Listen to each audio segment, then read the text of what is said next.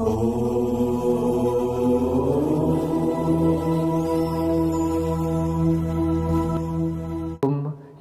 ब्रह्मा वरुणेन्द्र रुद्र मरुतः स्तुन्वन्ति दिव्यैस्तवैर्वेदैः साङ्गपदक्रमोपनिषदैर्गायन्ति यं सामगाः ध्यानावस्थित तद्गतेन मनसा पश्यन्ति यं योगिनो यस्यान्तं न विदुः सुरासुरगणा देवाय तस्मै नमः।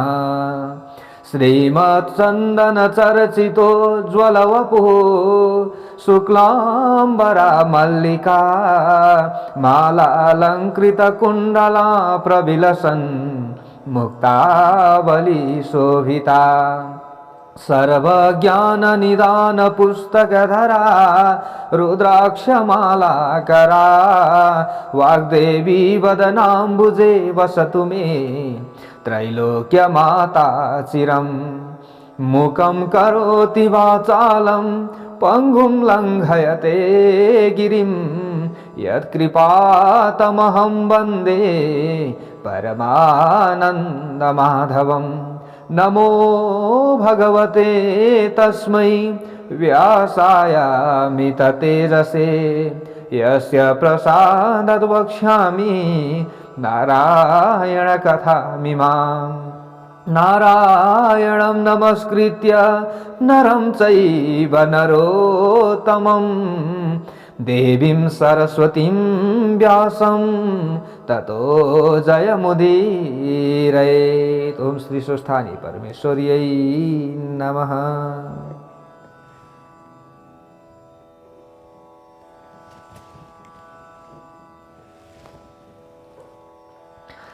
ओम श्री गणेशाय नमः। ओम श्री सरस्वत्यै नमः। ओम श्री गुरवे नमः। ओम श्री स्वस्थानी परमेश्वर्यै नमः। हामीले कथा सुन्नुभन्दा अगाडि जयकारा लगाउनु पर्ने हुन्छ। हजुरलाई लेख्न आउँछ भने कमेन्ट बक्समा लेखेर जयकारा लगाउनु होला, आउँदैन भने मुखले भए पनि जयकारा लगाउनु होला। श्री स्वस्थानी देवी की जय होस्। अथ 29 अध्यायः। तब अगस्त्य मुनिले विनयपूर्वक फेरि स्कन्द कुमारलाई सोध्नुभयो, हे स्कन्द कुमार, तपाईका मुखारविन्दबाट सृष्टिको सारा क्रम र विष्णुका छलले श्री महादेवसित विवाह भएकी दक्ष प्रजापतिकी छोरी उमाको पवित्र चरित्र तथा दक्ष प्रजापतिकै यज्ञ कुण्डमा हामफाली प्राण त्यागेर पछि हिमालयकी पुत्री भई जन्म लिएकी पार्वतीले स्वर्गमा श्री स्वस्थानी भगवतीको व्रत पूजा गरेर फेरि श्री शिवजीलाई नै पति रूपमा पाएकी अनि यस्तै प्रकारले पार्वतीकै आज्ञाले पाताल पुगेर अश्वत्थामा ऋषिले प्रचार गरेको श्री स्वस्थानी देवीको व्रत पूजाका प्रभावले ती दुखिनी नागिनीहरू आफ्नो मनोरथ पूरा भई असंख्य सम्पत्ति पाई रमाएको तथा पार्वतीकै आज्ञाले मर्त्य मण्डलमा आई सप्त ऋषिहरूले ती अत्यन्त दुखिनी गोमा नामकी ब्राह्मणीलाई श्री स्वस्थानी देवीको व्रत पूजा गराई लावण्य देश अर्थात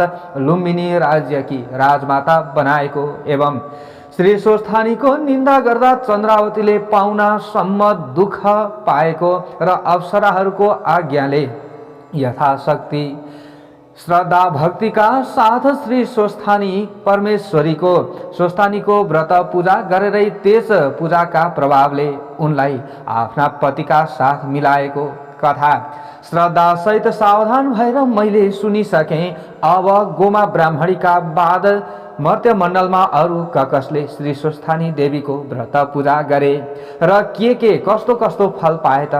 यस बारेमा पनि 2-3 वटा कथा अरू छन् भने म सुन्न चाहन्छु। अरू त्यस्तो केही कथा छ भने भन्नुहोस्।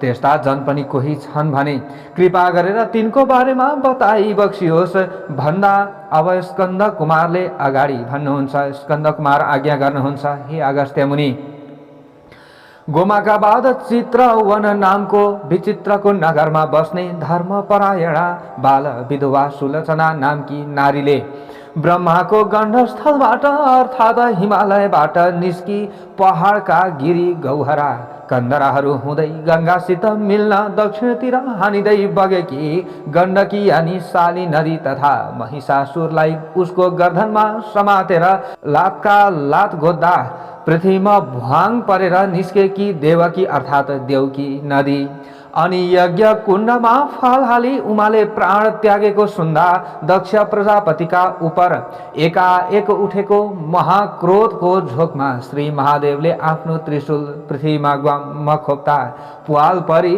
पृथ्वीभित्रबाट निस्केकी त्रिशूली नदी सबै आफ्नो बाटो हुँदै बग्दै बग्दै आएर एकै ठाउँ मिलेको त्रिवेणी अर्थात् 3 आठे चुल्ठो जस्तो बनेको र पवित्रै पवित्र पानी मिलेर अति पवित्र भएको त्यो 3 नदीको दोभान्त नारायणको असाध्यै प्रिय स्थल बनेकोले नारायण भगवानले नै सबभन्दा पहिले आफैले त्यस सङ्गममा नुहाई त्यहाँ माघभरि मकर स्नान गर्नेलाई मरेपछि सरासर वैकुण्ठ पुर्याउने आफ्नो नारायणी शक्ति उही घुसाएकोले त्यहीदेखि संयुक्त रूपमा नारायणी नदी नाम पाएको ठाउँ देवघाट यानी देवाघाट अर्थात् सामान्य मनुष्यले मकर राशिभरि सूर्य रहेको दिनमा प्रयागको त्रिवेणीमा त्रिकाल स्नान गरेर स्वर्गको बास पाए झैं देवताहरूले वैकुण्ठको बास प्राप्तिका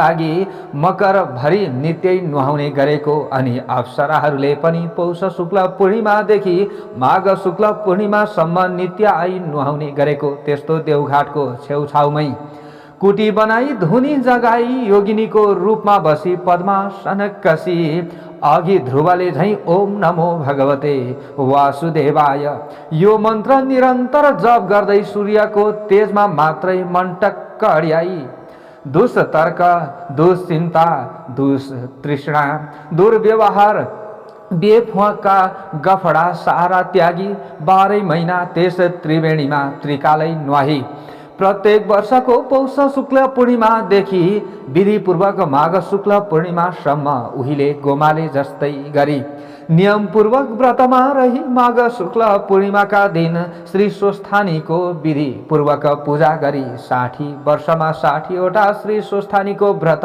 पूजा र त्यसै त्रिवेणीमा 60 वटा नै माघ स्नान गरेकी पुण्यका प्रभावले ती योगिनी परलोक गएपछि जस्ती भइन् त्यो रोचक कथा कल्प र चौघडीको बयान सहित अब म तिमीलाई सुनाउँछु। तिमी ध्यानपूर्वक चित्त लगाएर कति पनि अन्य मनस्क नभई लौ सुना। हे अगस्त्य मुनि, पूर्व जन्म हुन्छ भन्ने कुरामा पूर्ण विश्वास नभइकन धर्म कर्म गर्नमा सही श्रद्धा रहँदैन। तसर्थ तिमी पहिले पुनर्जन्म हुने कारणहरू सुना। सत्वगुण रजोगुण तमोगुण मिलेका सूर्यका किरण रहने आकाशमा सत्वगुण प्रधान रहेको समयलाई सत्ययुग अनि रजोगुण प्रधान रहेको समयलाई त्रेतायुग तथा रज र तम मिलेर प्रधान रहेको समयलाई द्वापर युग र तमोगुण मात्र प्रधान रहेको समयलाई कलियुग भनिन्छ। सत्व भनेको असल हो, रज भनेको उद्दण्ड हो र कली भनेको महालण्ठ हो। उक्त चारै युगको समूहलाई चौघडी भन्दछन्। यस्ता 72 चौघडीको आधा कल्प या ब्रह्माको 1 दिन हुन्छ अनि त्यति नै समय ब्रह्माको रात पनि हुन्छ।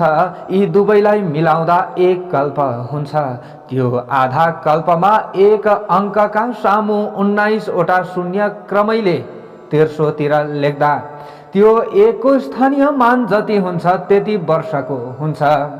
यी 72 वटा कलियुगमा तत्कालीन ब्राह्मणहरूले आफ्ना पुर्खा आर्यवर्तका ब्राह्मण वर्गले आफ्नै सन्तानहरूले मात्र सिद्ध गर्न सक्ने गरी थाती छोडेर गएको ब्रह्माण्ड विजय योग शक्तिको साधना गर्न बिलासिएर च्यात्तै छोडिदिन्छन् र तिनीहरूको जो चितायो त्यही गर्न सक्ने शक्ति बिलाएपछि पहिलेका तीनै युगसम्म योग बलले चुमुर्क्याइएका दानवहरूले सूर्य अस्ताएपछि राक्षसी शक्ति बढ्ने अन्धकार रातको पालो आए झैँ मौका पाएर आफ्नो दानवी भौतिक शक्तिको विकासको लागि भूमिभित्रबाट निक्लिएकी अथवा निकालिएकी गो रूपधारी पृथ्वी माता हाड रूपी फलाम कोइलाहरू अनि कलेजा फोक्सा रूपी अरू खनिज पदार्थहरू तथा बोसो रूप खनिज तेलहरू एवं सास रूपी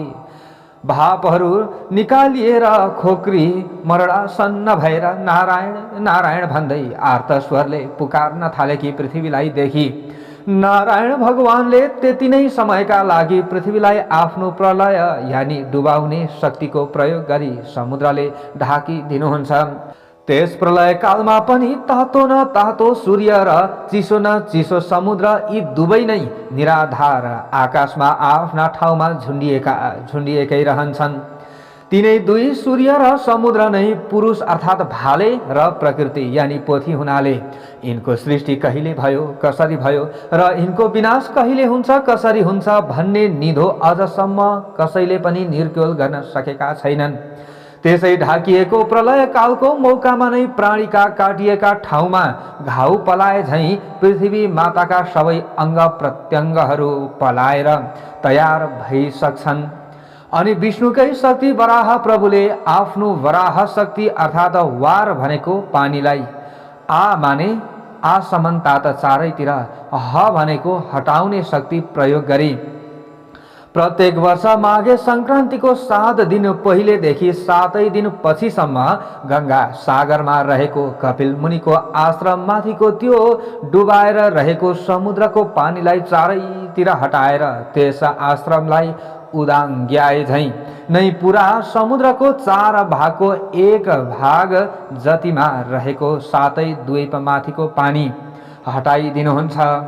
त्यसै नडुबेको र डुबेर नउदाङ्ग्याएसम्मको समयलाई एक कल्प भनिन्छ। हे अगस्त्य मुनि, यस्ता कल्प कति बिते कति गनेर साध्य छैन। प्रलय हुनुभन्दा पहिलेका चौघडीहरूमा पनि वर्तमान चौघडीमा पनि कतिपय राक्षस वा दानवहरूले अथवा राक्षसी बुद्धि हुनेहरूले शिवको या ब्रह्माको आराधना तपस्या गरेर उनलाई प्रसन्न पारी पाएका वरप्रसादले उम्तिएर पाप फैलाई गठ बाँधी सज्जन धर्मात्माहरूलाई पिर्नासम्म पिरे भने बीचबीचमा पनि विष्णुले आफ्नो शक्तिद्वारा इच्छा अनुसारको अवतार लिएर ती सारा दुष्टहरूलाई मारी सज्जन धर्मात्माहरूको र धर्मको रक्षा पनि गर्नुहुन्छ।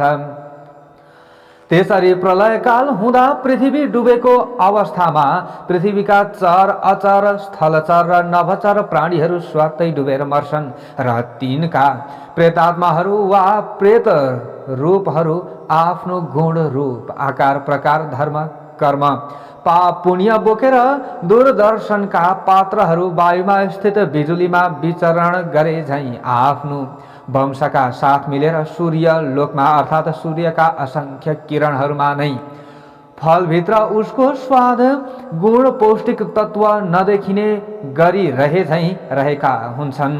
ती पार्थिव वस्तुको पानीबाट बनेको देखिने हिस्सा काठ पात शरीर जीव चाहिँ पानीमै सर्छन्। नदेखिने तत्वहरू जति छन् ती आकाशमा उड्छन् र सूर्यका बिजुलीमा सापीमा अक्षरहरू चाहिँ थन्कन्छन्। पछि फेरि कालान्तरमा डुबेको स्थल देखिएपछि पुरुष सूर्य र प्रकृति यानि पानीबाटै बनेको पृथ्वीको मेल मिलापको तारतम्यबाट उनै पहिलेकै सृष्टि दोहोरिन्छन् र दोहोरी रहन्छन्।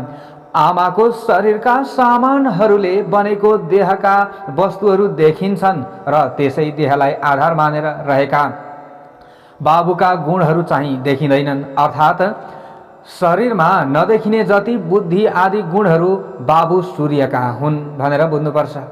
एकै आमा बाबुका सन्तान र एकैचोटि एकै ठाउँमा जन्मेका दुई बालक पनि भिन्न भिन्न स्वभावका भिन्न भिन्न आकारका, कोही सपुत कोही कपुत, कुनै पापित कुनै धर्मात्मा भएका चाहिँ पूर्व जन्ममा जस्तो कर्म गरेर आफ्नो कर्मका साथै सूर्य लोकमा यानि सूर्यका असंख्य किरण रूपी लोकमा किरणकै स्वरूपमा मिलेर रहेको थियो, त्यही किरणले नै बाबु बन्नेको शरीरमा वायु चढे झैँ चढी उसको शरीरको तातोमा मिली उसलाई असिन पसिन पारी तताई आमाको रगतलाई आमा बाबुकै आकारमा जमाउने जोरनका साथै भ्रूणको विकास गरी सञ्चालन गर्नका लागि स्वाँ स्वाँ गर्दै पलस्त परेकी आमाको गर्भमा आत्मा नामको बिजुलीको रूपमा आफूमा सञ्चित रहेका उसका पूर्व जन्मका संस्कार र सौर बिजुलीमै रहेका काम क्रोधादि अदृश्य गुणहरू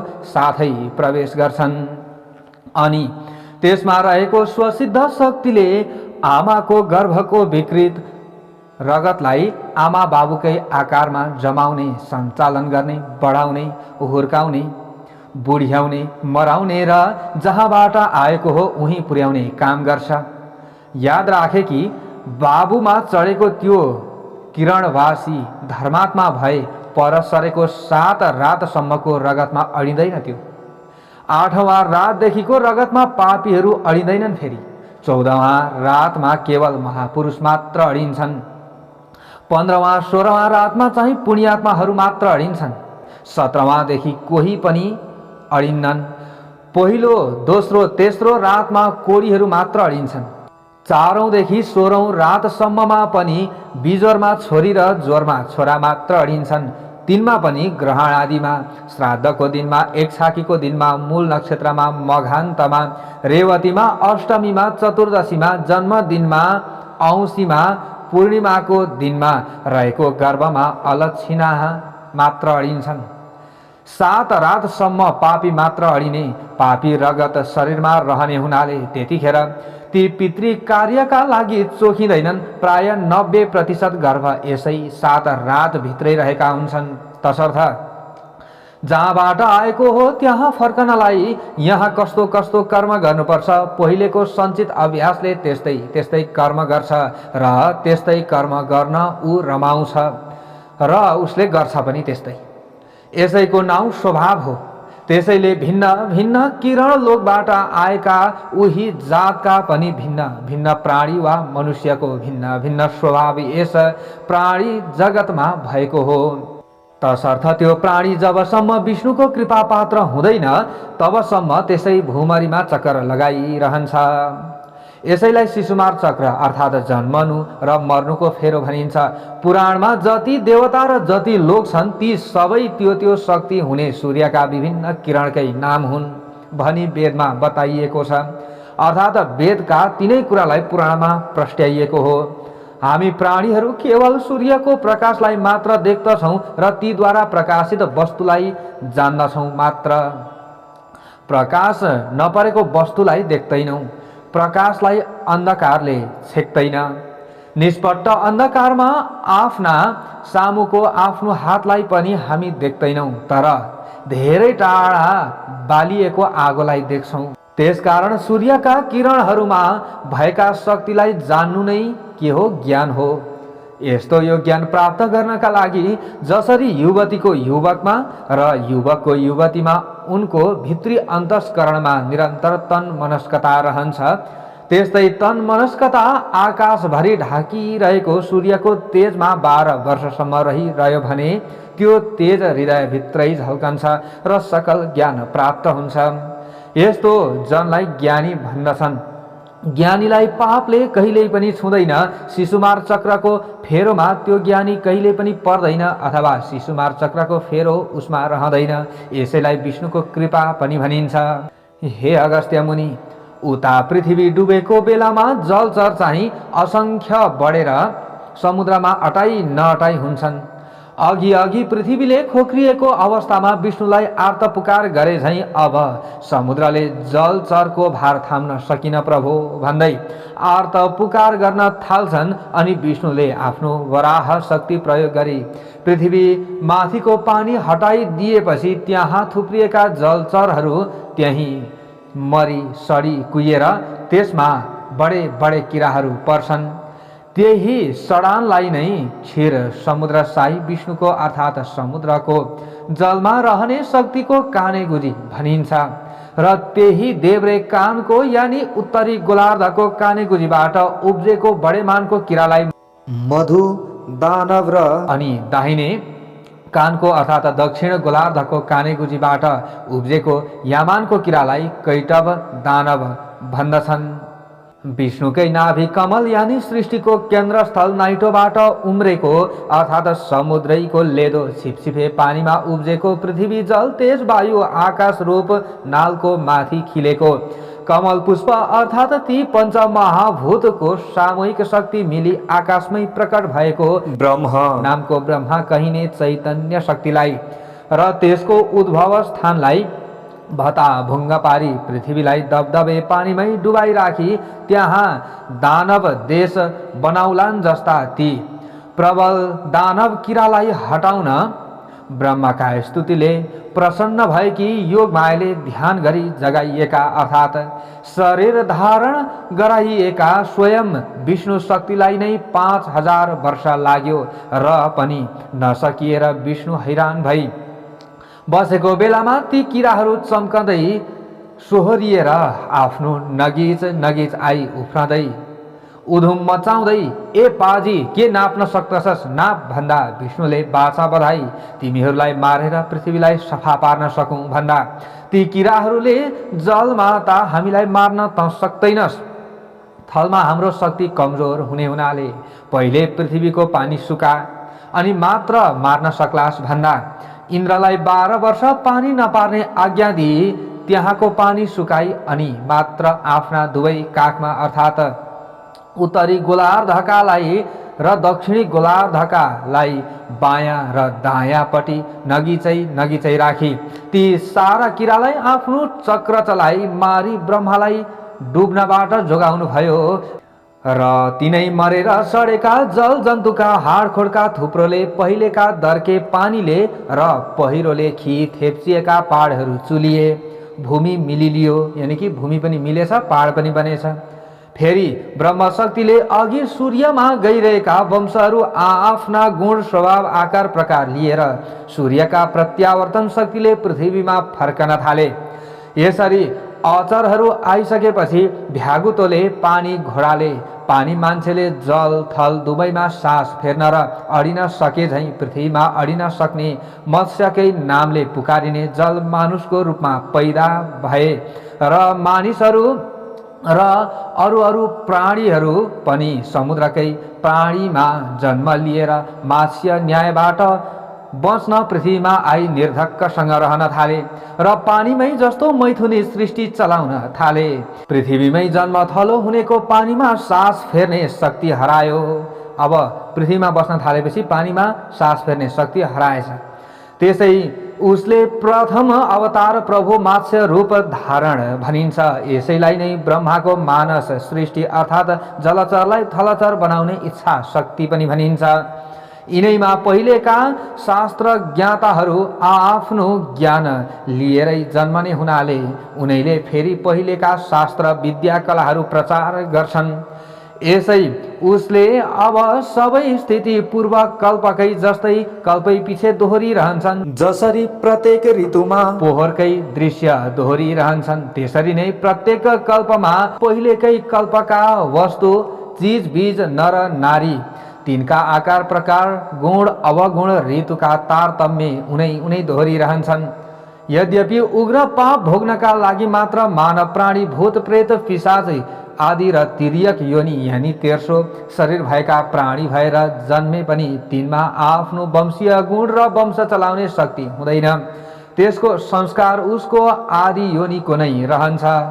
हे अगस्त्य मुनि, जसरी समुद्रमा रहने सागरको पानी सूर्यका तापले ताती बाफ बनेर सागरमा पुगी ओम खम ब्रह्म, ओम माने सत्व रज तम यी 3 गुण मिलेको, खम माने आकाश नै ब्रह्म माने ब्रह्मा हो भन्ने वेदको यो अन्तिम निर्णय अनुसार नै आकाशमा थुप्रिएको त्यो बाफ नै सूर्यमा रहेको बलाहक नामको शक्तिले बादल बनी त्यही बादल नै बलाहको स्वामी इन्द्रले चिसो पानी बनी पिपिरी बजाउँदा चेपबाट चेपिएर निस्केको मुखभित्रको त्यो तातो हावा नै बाहिरको खुला चिसो बतासमा ठोकिँदा आवाज निस्के झैँ बादल माथिको तातो हावा चेपिएर मेघभित्रको चिसो हावामा मिल्दा बादल गर्जने दर्शन ढुङ्गा माथि दर्शन ढुङ्गा बजार्दा झिल्का निस्किए झैँ बादल माथिको तातो बतासको बेग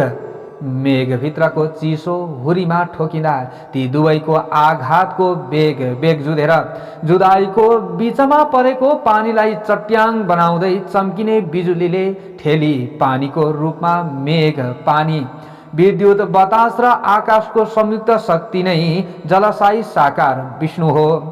त्यस्ता विष्णुको चरणोदक अर्थात् मेघको पानी ब्रह्माको कमण्डलु यानि मेघ मणिको आकाशबाट पृथ्वीमा अनि पृथ्वीको टाउको रूप शिवको शिर मानिने हिमालयमा दर्की शिवको जटा रूपमान सरोवरमा जम्मा भई भरिएपछि त्यहाँ नअटाई त्यो नअटाएको पानी भगीरथ प्रयत्नले अर्थात् त्यति अल्गो पहाडबाट खदारिँदै भिर पहरा ढुङ्गा मुडामा बजारिँदै पाखा भित्तामा ठोकिँदै छिया छिया भई बल्ल तल्ल बडा मुस्किलले सम्ममा आइपुगे। एकछिन पनि नबिसाई बिस्तार बिस्तार निरन्तर बग्दै बग्दै गई फेरि सागरमै मिल्छ र फेरि ताती बाफ बनी सागरमा पुगी पानी रूपमा वर्षी उसै सागरमै आवागमन गरिरहन्छ।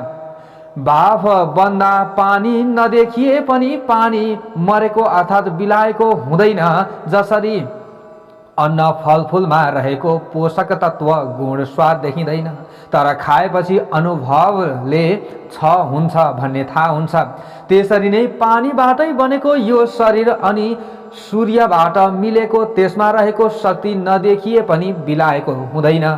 त्यसैले त्यसरी नै यो सृष्टि स्थिति प्रलयको आवागमन पनि भइरहन्छ। पानीको यस्तो आवागमन देखेर पानीबाट बनेको यो शरीरको पनि आवागमन भइरहन्छ भन्ने कुरो यसै अनुमानले ठम्ब्याउनुपर्छ। यही आवागमन भइरहने हुनाले यसका सञ्चालक भगवान विष्णुलाई चक्रपाणी अर्थात् हातमा चक्र लिएर सृष्टि स्थिति प्रलयको रूपमा घुमाइरहने भन्दछन्। यिनै सब कारणले आकाशको जललाई विष्णुको चरणोदक र सृष्टि स्थिति प्रलयको आदि कारण वर्षेको जल नै हुनाले विष्णुलाई जलशायी भन्दछन्। क्षीर सागरमा शेष शय्या गरी सुतेका लक्ष्मी युक्त अर्थात् क्षीर माने दूध झैं सेतो प्रकृतिमय सागर माने अथाह आकाशमा व्याप्त विद्युत नै निराकार विष्णु हो र त्यस विद्युतमा निहित शक्ति नै लक्ष्मी हो भने प्रकृति रूप जललाई अँगाली मेघ रूप धारण गर्ने शक्ति सम्पन्न विद्युत चाहिँ विष्णुको साकार रूप हो। यद्यपि समुद्रमा बडवा नल नामले व्याप्त रहेको विद्युत पनि सूर्यबाटै समुद्रले संग्रह गरेको हो तापनि आकाश रूप क्षीर सागरमा रहेको विद्युत निठा तातो हुनाले ऊ पुरुष हो र जल रूप क्षीर सागरमा रहेको विद्युत चिसो तातो मिलेकाले त्यो प्रकृति हो। पुरुष भाले हो र प्रकृति पोथी हो। भाले पोथीको मेलबाटै सृष्टि क्रम चल्ने हुनाले दुवैको विद्युत तातो मिली अब यिनै आत्मा बने पनि भाले पक्षको शक्तिलाई परमात्मा भनिन्छ र पोथी पक्षको शक्तिलाई जीवात्मा भनिन्छ। परमात्माले शरीर सञ्चालनका लागि आवश्यक पर्ने बल विद्या वाणी आदि समस्त शक्ति दिए पनि तिनलाई प्रयोगमा ल्याउने काम जीवात्माले गर्छ र त्यस कर्मको भोग पनि जीवात्माले नै भोग्छ। परमात्मा त केवल उसका कामको साक्षी मात्र भएर रहन्छ। यसैले हामीले झुटो बोल्दा साथसाथै साक्षीले झुटो झुटो भन्ने बकिरहेको हुन्छ। एउटै आत्मा भए एकैचोटि दुई कुरो बक्न सक्ने थिएन भन्नेहरूलाई द्वैतवादी भन्दछन् र आखिर समुद्रले धारण गरेको विद्युत पनि सूर्यकै बिजुली त हो नि। जसरी अरू शक्ति दिए त्यो दैत शक्ति पनि दिए, ऊ दिन्छ मात्रै स्वयं भोग गर्दैन भन्नेलाई एकेश्वरवादी भन्दछन्। हे अगस्त्य मुनि, अहिलेसम्मको मेरो भनाइले त्यो विष्णु त जडात्मक पो रहेछ भन्ने भान तिमीलाई पर्यो होला। त्यस्तो भान हुनु स्वाभाविकै पनि हो, किन्तु जल थल तारा नक्षत्र अनि ग्रह गण सहितको समस्त आकाशमा व्याप्त भएर रहेको त्यो विद्युत रूप विष्णु त सदा सतचित आनन्दमय स्वरूपमा रहेको छ। तसर्थ आफ्ना भक्तहरूले त्यो तेज रूप शङ्ख चक्र गदा पद्म लिएका पीताम्बर पहिरेका मनुष्य आकारको रूपमा ध्यान गरे या स्तुति प्रार्थना आर्त पुकार गरे भने आफूमा हरेको चित माने चैतन्य शक्तिद्वारा भक्तले चिताए जस्तै प्रत्यक्ष रूप धारी भक्तहरूको आपत्ति टारिदिनुहुन्छ। के गर्नुहुन्छ? यसरी रूपलाई धरेर भक्तहरूको आपत्तिलाई टारिदिनुहुन्छ, आशीर्वाद दिएर दुःख हरिदिनुहुन्छ। कुनै दुष्टले धर्म नाश गर्न तम्स्यो भने इच्छा अनुसारको रूप धरी त्यसलाई निभाइदिनुहुन्छ। धर्म र धर्मात्माहरूको नाश गर्ने दुष्टहरूको विशाल दल भए अवतार लिएर युद्ध रची त्यसै युद्धमा सारा पापीहरूलाई भेला पारी तिनलाई स्वाहा पारिदिनुहुन्छ। आफ्नो सदा ध्यान गर्ने भक्तलाई, जति पनि भक्तहरू छन् ती भक्तहरूलाई उनमाथि आइपरेका आपद विपदबाट रक्षा गरिदिनुहुन्छ। कहिलेकाहीँ लहर चल्यो भने साधारण रूप धरी, यसरी साधारण रूप धारी धराई लक्ष्मी या गंगा या सरस्वतीका साथ रमण पनि गर्नुहुन्छ। यसरी रूप धरेर उहाँले रमण गर्नुहुन्छ। उहाँका यस्ता लीलाहरूको बखान गरेर साध्य छैन। भगवानका यिनै सब लीला र मनुष्यहरूमा भिन्न भिन्न स्वभाव तथा गतिविधि एवं उनको विचारधारा हुनु नै पुनर्जन्मका अनुमानको कारण हो। यिनै सब कुरा नै हुन्। अब पुनर्जन्म हुने कारणका प्रत्यक्ष विवरणहरू। हे अगस्त्य मुनि, तिमीले पूर्वजन्म हुने कारण सुनिसक्यौ, जान्यौ पनि। यसै कारण अब सुना। यस मर्त्य मण्डलमा गोमाका बाद श्री स्वस्थानीको व्रत पूजा विधि पूर्वक गर्ने सुलोचनाको आख्यान। अहिले यतिखेर चलिरहेको कल्पलाई पद्मकल्प भन्दछन्। यस कल्पको यो 28औं चौघडीको अन्तिम युगको प्रथम चरण चालु छ। यसभन्दा 11औं चौघडी पहिले अर्थात् 18औं चौघडीको त्रेतायुगको अन्तिम चरणमा हिमालय प्रान्तको पहाडी प्रदेशको दक्षिणी भागमा रहेको नारायणी नदीको पूर्वपट्टि भएको चित्रवन नाम गरेको राज्यका शासक सुरसेन सिंह नामका राजा थिए। तिनको राजधानी नारायणगढ नामको नगर थियो। राजधानीमा भव्य बजार पनि थियो। राज्यका अरू ठाउँ ठाउँमा पनि राम्रा राम्रा बजार सजिएका थिए। गाउँहरूमा किसानहरू र कालीगढहरू रहन्थे। किसानहरू खेती किसानी गर्थे भने कालीगढहरू राज्यका जनताहरूलाई चाहिने सरसामान बनाउँथे। राजधानीबाट केही पूर्व त्यतिखेर सुन्दरपुर नाम गरेको बजारको वरिपरि रहेका 8-10 गाउँमा जजमानी गर्ने पुरेत बाजे तुलसीराम आचार्य नाम गरेका गाउँले पण्डित थिए। उनी हंस मुख मिलनसार, एकदम हँसिलो मुख गरेका मिलनसार परिआउँदाहरूलाई सकेको सघाउने, चतुर्मासभरि गाउँवासीलाई पुराण सुनाउने अनि वैशाख पुरुषोत्तम कार्तिक एकादशीका महात्म्यहरू पनि ती महिनामा वा तिथिहरूमा बताउने, ती व्रतहरूको उद्यापन तथा पूजा पाठ पनि, अनि श्राद्ध न्वारन व्रतबन्ध विवाह आदि पनि शुद्धसँग विधिपूर्वक गराउने, परिआउँदा सप्ताह पनि भन्ने अनि हात पनि हेर्ने, कुण्डली चिना आदि हेर्ने, चिना टिप्पण लेखिदिने तथा बिस्तुर नजाने पनि के गर्ने, झारफुक काम पनि गर्ने, के बिस्तुर नजाने झारफुक काम पनि गर्ने एवं टपरटुया घरेलु ओखती पनि गरी टोपल्ने हुनाले उनी गाउँका जजमानहरूका अत्यन्त प्रिय पात्र थिए। तिनकी मनोरमा नामकी धर्मपरायणा पत्नी थिइन्। उनले 2 छोरा मनी छोरी पाइन्। ती छोरी असाध्यै राम्री थिइन् र तिनका हेरिरहँ जस्ता आँखा हुनाले सबैले उनलाई सुलोचना भनेर भन्दथे। ती सानैदेखि शीलवती थिइन्। उनी 12 वर्षकी भएपछि उनका बाबुले उनको विवाह कर्म नारायणीकै डिलमाथि नै बनेको भव्य मन्दिरमा रहेको सिद्धि विनायक नामका गणेशजीका पुजारीका लायक गुणी छोरा श्रुतधरका साथ गरिदिए। त्यस बेलाको रीति अनुसार पर नसरिकन घर नपठाउने चलन थियो। त्यही चलन भएका कारणले गर्दा, त्यही चलन हुनाले बाबुले छोरी अन्माएनन्। अब 1 वर्ष पछाडि माइका रोगले श्रुतधर एकाएक मरे। बिचराले दन्दनाउँदो 14 वर्षको उमेरमा विधवा हुन पर्यो। अब घरकाले अलक्षिनी भनी घरमा ढिम्की नै दिएनन्। भाउजूहरूले चाकर्नी बनाए। छरछिमेकीले पनि अनेक ताना मार्न थाले। सेतो सारी लाएर बालकै छोरीलाई बाहिर भित्र गरेको देख्दा बाबु आमा पनि एकदम पिरिएर झिङ्टिँदै गए, एकदम दुब्लाउँदै गएछन् नि।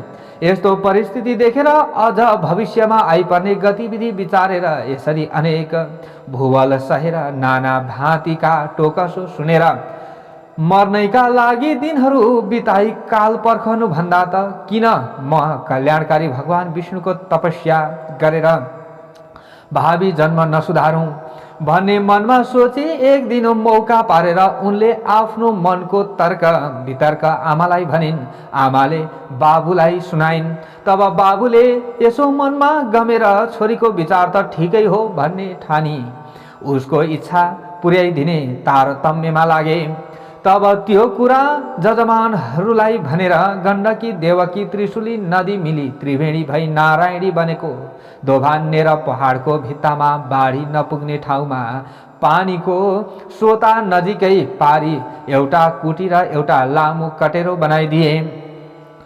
त्यस पछाडि उनको रक्षा र सेवा अनि हेरचाहका लागि 7वटी अधवैंसे विधवाहरूलाई उही उसै कटेरोमा राखी छोरीलाई कुटीमा बसाली जजमानहरूलाई भनेर ती सबैलाई खानपानको सारा व्यवस्था मिलाइदिए।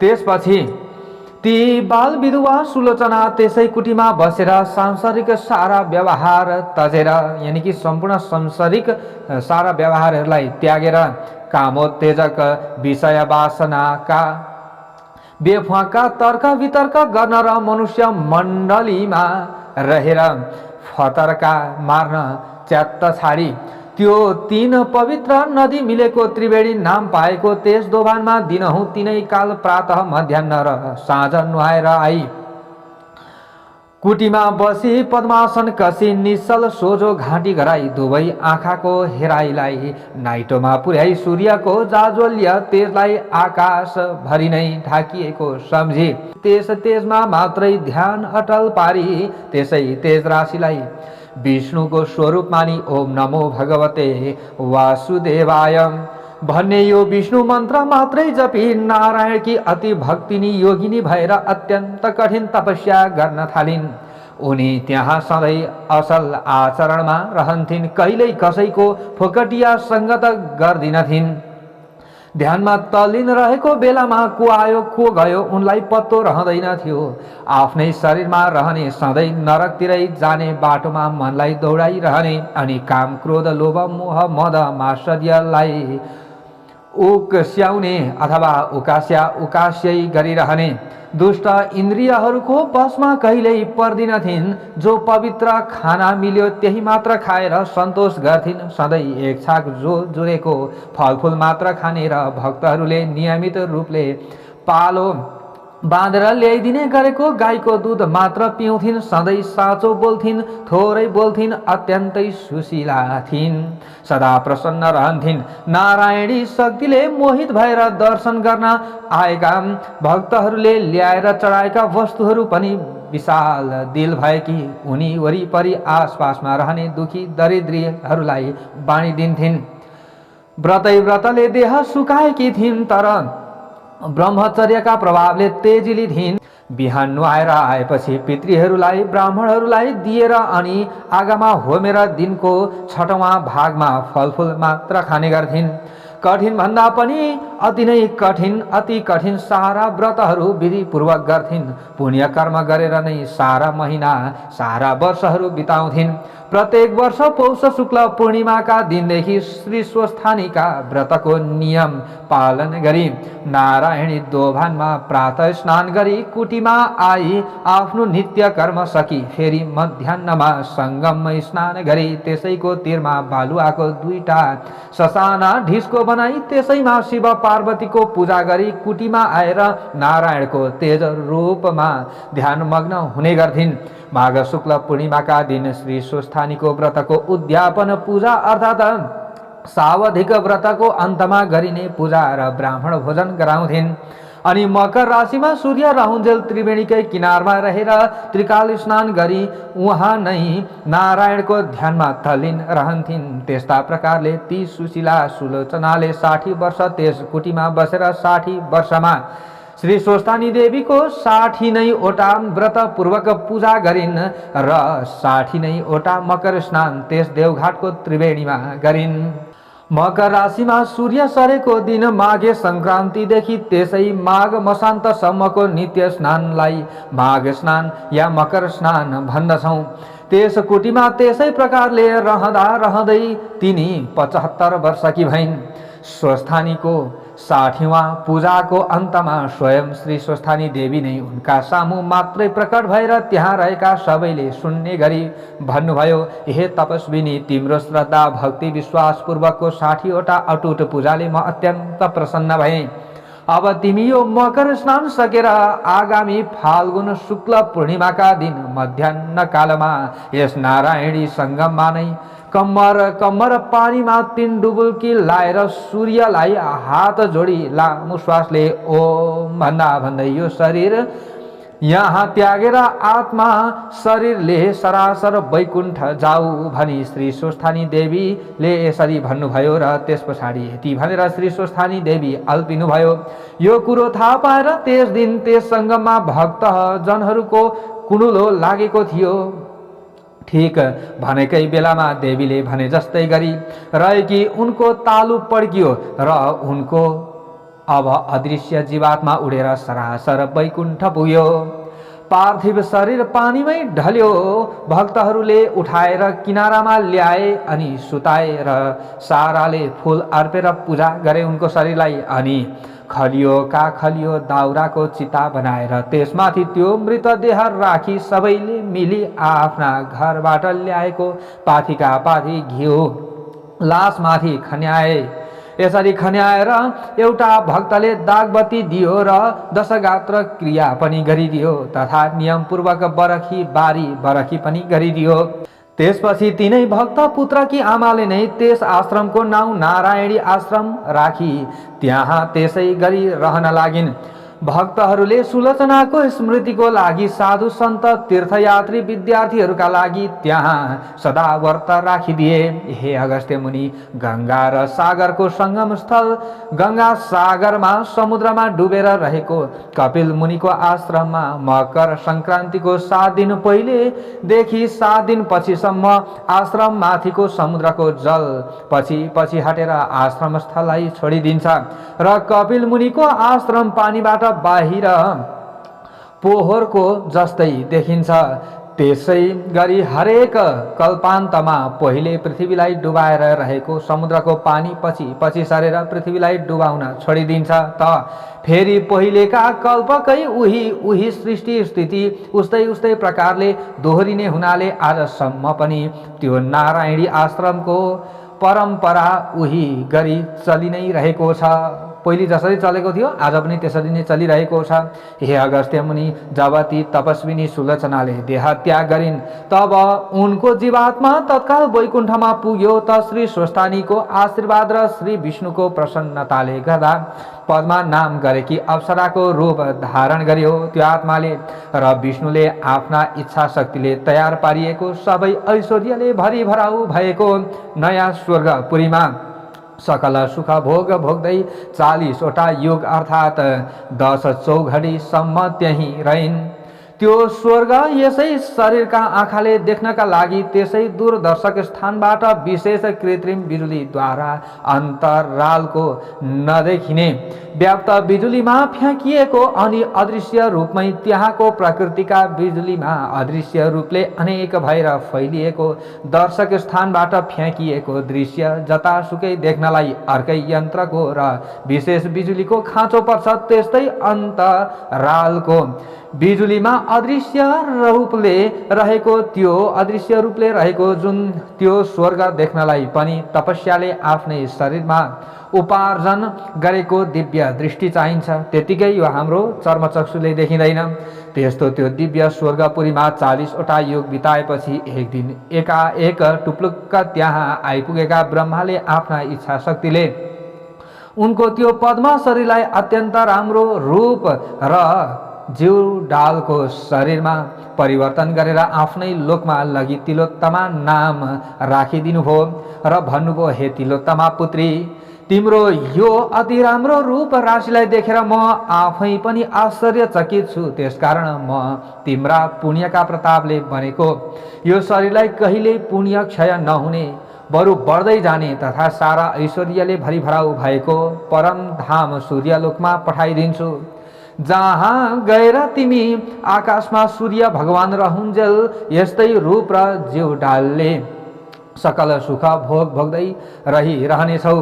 यस्तो सूर्यलोकमा पठाउन मैले मात्रै हुँदैन, समस्त देवताहरूको पनि सम्मति चाहिन्छ। तसर्थ तिमी देवताहरूलाई प्रसन्न पार्न उनीहरूका कट्टर शत्रु असाध्यै बलिया अचेल अजनाभ देश अर्थात् भारतवर्षको मगध प्रान्तको विन्ध्याटवीको बिचमा रहेको अम्बिकापुरलाई राजधानी बनाइरहेका सुन्द तथा उपसुन्द नाम गरेका दानवलाई आफ्ना नकल झकलले मोहित पारी परस्परमा भिडाई मारेर आऊ। अनि म त्यस कामले प्रसन्न भएका देवताहरूको सभा बसाई तिमीलाई सूर्यलोक पठाउने प्रस्ताव सभामा राख्दछु। यसरी म सभामा यो प्रस्ताव राख्छु। तिम्रो कामले रिझिएका देवताहरूले अवश्य मेरो प्रस्ताव स्वीकार्नेछन्। तब म तिमीलाई सूर्यलोक पठाइदिनेछु भनेर अराएपछि ती तिलोत्तमा बनेकी सुलोचनाले तब तुरुन्तै ती दुई दैत्यलाई मार्न त्यो ब्रह्मलोकबाट वीणा हातमा लिएर योग मार्गले अर्थात् जहाँ चितायो उहीँ पुगिने शक्तिले जहाँ ती दानव रहन्थे त्यहाँ पुगिन् र त्यहाँको पवित्र जल भएको रेवा नदीको जलमा नुहाएर कलेजी रङको सारी पहिरेर रङ मिल्दो चौबन्दी चोलो लाएर सारा श्रृङ्गार पटारका सामानले सजिएर पाउजेब र गर्धनी छम पार्दै चुराहरू छन छन्काउँदै पहाडी सोताको नजिकै रहेको अशोक वृक्षको मनी फेदमा रहेको केही अल्गो चेप्टो ढुङ्गामाथि बसेर सेतो चमेलीको फुलले बनेको गजरा शिरमाथि मेहराब आकारले सजेर रङ बिरङका गुणकेसरीका लहरा चुल्ठामा यसरी लड्काएर कञ्चनहारले कण्ठ सजाएर हल्लो लुर्कन कानमा लगाएर सुनिरहँ जस्तो मिठो गीत गाउँदै छवटै स्वरले बीडा बजाउँदै बसेकी हेरिरहँ जस्तो चन्द्रमाको चाँदनी जस्तै रूप भएकी नारीलाई ती सुन्दर तथा उपसुन्दका सिपाहीहरूले देखेर छक्क पर्दै तुरुन्तै आफ फाफ गर्दै सुन्द उपसुन्दका पास पुगेर हतारिँदै त्यस स्त्रीको बारम्बार वर्णन गर्दै भन्न लागे, हे महाराज, यहाँबाट नगी चाहिँ केही अगाडि नै साक्षात कामदेवलाई नै पनि मोहित पार्ली जस्ती देवी हो कि दानवी हो कि यमनी हो कि यक्षी हो कि को हो स्त्रीहरूमा रत्न समान कि मानो रत्नै रत्नले बनेकी जस्ती 16औं सिंगारले सजिएकी कोही युवती मधुर स्वरमा बीणा बजाउँदै बसेकी छ। रत्नका भोग गर्ने तपाईहरू चाँडै त्यहाँ गएर हेर्नुहोस् भन्ने यस्तो आफ्ना सिपाहीहरूको अत्यन्त सुन्दर वचन सुनेर तुरुन्तै नै अङ्गुरको सुराको चुस्की लिन छाडेर अनि हजारौं सुन्दरी राम्री राम्री तरुणी बरुणी बाइफाले दानवी पठीहरूसित पोखरीमा पानी छ्यापाछ्याप गर्दै छेलिन इत्रिन छाडेर त्यो नयाँ युवतीलाई मोहित पार्ने लुगाफाटा लाएर कोही उसका रक्षक भए उनलाई निभाउने सुर कसेर अनि यमराजको डन्डा जस्तै देख्दै डर लाग्दा सय धार्नी फलामले बनाइएका आफ्ना गदा लिएर बुर्कुसी मार्दै ती दुवै भाइ सुन्द तथा उपसुन्द उहिले महिषासुरलाई मार्ने चण्डीले जस्तै गरी सारा श्रृङ्गारले सजी सजाउ भएर ती दुवै दैत्यको कामाग्निलाई दन्काउन कम्मर कसेर बसेकी त्यो तिलोत्तमा भाठौँ पुगे र उनको अगाडि पुग्ने बित्तिकै उनको रूप राशिले लठिएका तथा सुराले उन्मत्त भएर पातिएका ती दुवै भाइले परस्परमा भन्न लागे, हे भाइ, यो सुन्दरी मेरी नै स्वास्नी हुन्छ। अनि अर्कोले फेरि भन्यो, हे दाइ, यसलाई तपाईँ त्याग्नुहोस्, यो करके आँखावाली मेरी नै स्वास्नी हुन्छ अथवा मेरी नै स्त्री हुन्छ भन्दै मेरी मेरी भनेर जङ्गिँदा जङ्गिँदै काल नगिचिएका मत्ता हात्ती जस्ता ती दुवै दाजुभाइ आफ्ना गदाले परस्परमा हानाहान गरेर ठट्टाउन लागे त ती दुवै भाइ मरे। यसरी मरेर त्यहाँ भूमिमा लम्पसार परे। त्यस पछाडि ती तिलोत्तमा पनि देवताहरूको कार्य फत्ते पारेर दसैँ दिशालाई झलल्ल झल्काउँदै आकाश मार्गले ब्रह्माको पुरमा आइन्। अनि उनका त्यस कामले अति सन्तुष्ट भएका ब्रह्माजीले देवताहरूको सभा बसाएर ती तिलोत्तमाका कामको वृत्तान्त बताएर अब उनीहरूबाट तिलोत्तमालाई सूर्य लोक पठाउने अनुमति पाएपछि कोबाट देवताहरूबाट यसरी अनुमति पाएपछि ब्रह्माले भन्नुभयो तिलोत्तमालाई, हे सुन्दरी, अब उपरान्त तिमीलाई यस्तै रूप यस्तै उमेरकी रहिरहने गरी बस्ने ठाउँ सूर्यको रथमा दिए। अब तिमी उहीँ जाऊ र आकाशमा सूर्य रहुन्जेल तिम्रा इच्छा अनुसारका अनेक सुख भोगहरू भोग्दै उहीँ रहिरहु भनी पठाइदिए। तसर्थ कल्याण चाहनेले समयको सदुपयोग गर्नुपर्दछ। के गर्नुपर्छ? समयको सदुपयोग गर्नुपर्छ। यस्ता प्रकारले त्रिवेणीको सङ्गम स्थल नारायणीको तटमा रहेर श्री स्वस्थानीको 60वटा व्रत पूजा र 60वटै मकर स्नान तथा 60 वर्षसम्मको नारायणी तटको निवासको पुण्य फल मिलेकोले मरेपछि ती सुलोचना ब्राह्मणी वैकुण्ठ पुगेर पहिले पद्मा भइन् अनि अप्सराहरूमा उत्तम तिलोत्तमा भइन् र अन्तमा सूर्य लोकको बास पाइन्। आज पनि उनी उही छन्। अरू पनि जसले सुलोचनाले जस्तै गरी त्यो व्रत नियम पालन गर्ला उसले पनि उस्तै पुण्यफल पाउनेछ। त्यसकारण हे अगस्त्य मुनि, आफ्नो कल्याण चाहने मनुष्यले जसरी तसरी जे गरेर भए पनि वैकुण्ठवास प्राप्तिका लागि श्रद्धा विश्वासपूर्वक नारायणीको सिरानमा रहेको देवघाटको त्रिवेणीमा माघभरि बसी मकर स्नान गर्ने गरून्। महिनैभरि त्रिवेणीमै बसेर मकर स्नान गर्न नसके पनि 3 दिन त त्रिकाल स्नान प्रत्येक वर्ष अवश्य गर्ने गरून्। त्यसै गरी स्वर्गलोकको मात्र अस्थायी वास चाहनेहरूले प्रयागको त्रिवेणीमा मकर स्नान गर्ने गरे पनि हुन्छ। इति श्री स्कंद पुराणे केदारखण्डे माघ महात्म्ये कुमार अगस्त्य संवादे श्री स्वस्थानी परमेश्वर्या व्रतकथायां सुलोचना सूर्य लोकगमनम नाम 29 ओम उपनयतु मंगलम वह सकल जगन मंगलालय श्रीमान दिनकर किरण निबोधित नवनलिन दल निवेक्षण कृष्ण काले वर्षतु पर्जन्यः पृथिवी सस्यशालिनी देशोऽयं क्षोभरहितो ब्राह्मणाः सन्तु निर्भयाः अपुत्रः पुत्रिणः सन्तु पुत्रिणः सन्तु पौत्रिणः निर्धनः सधनः सन्तु जीवन्तु शरदां शतं तत्रैव गंगा यमुना च तत्र गोदावरी सिन्धु सरस्वती च तीर्थानि सर्वाणि वसन्ति तत्र यत्राच्युतोद्धार कथा प्रसंग या कुन्देन्दु तुषारहार धवला या शुभ्रवस्त्रावृता या वीणा वरदण्ड मंडितकरा या श्वेत पद्मासना या ब्रह्माच्युत शंकर प्रभृतिभिर्देवैः सदा वन्दिता सा मां पातु सरस्वती भगवती निःशेषजाड्यापहा कायेन वाचा मनसेन्द्रियैर्वा बुद्ध्यात्मना वा प्रकृति स्वभावात् करोमि यद्यत् सकलं परस्मै नारायणायेति समर्पये। तत् ओं श्री स्वस्थानी परमेश्वर्यै नमः।